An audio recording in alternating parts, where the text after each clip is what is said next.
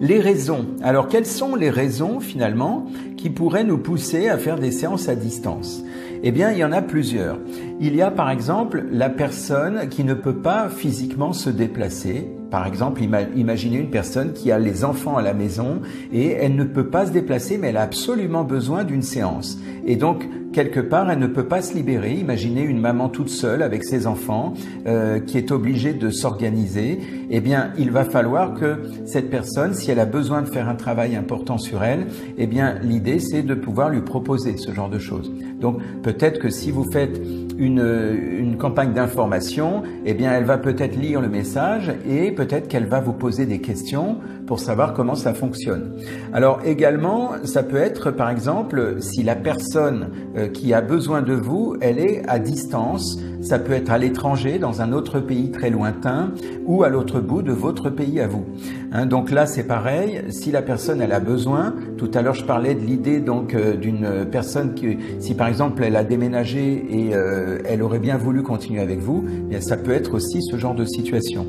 Ça peut être aussi la maladie. La personne, par exemple, elle est clouée chez elle, elle ne peut pas bouger, elle est en convalescence et le fait de se déplacer jusqu'à chez vous, ça lui semble impossible.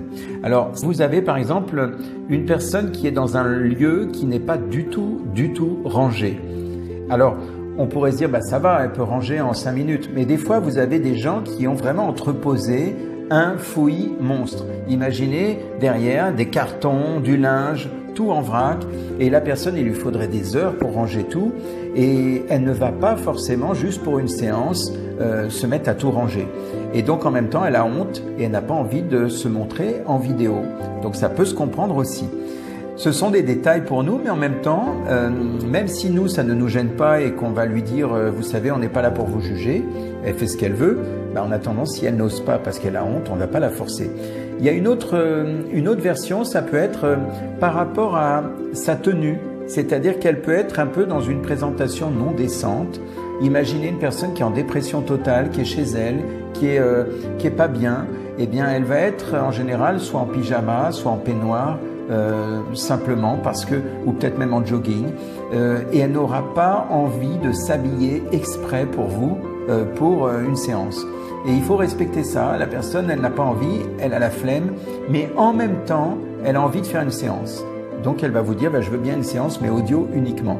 Dans le même style, vous avez des personnes qui peuvent avoir des boutons partout parce qu'il y a eu je sais pas quoi. Ça va la sortir d'une ambiance habituelle qui était votre voix.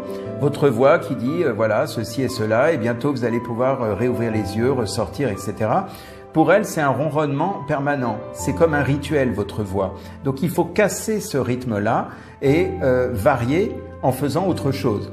Des fois, il m'arrive de laisser aussi un silence. C'est-à-dire je me tais pendant un temps pour qu'elle finisse par entrer dans un autre registre de ce ronronnement permanent où elle a entendu l'hypnothérapeute qui lui parlait. Tout d'un coup, il y a un silence, peut-être d'1 ou 2 minutes, et ensuite je reprends avec ma voix, et là, tout d'un coup, ça peut la ramener.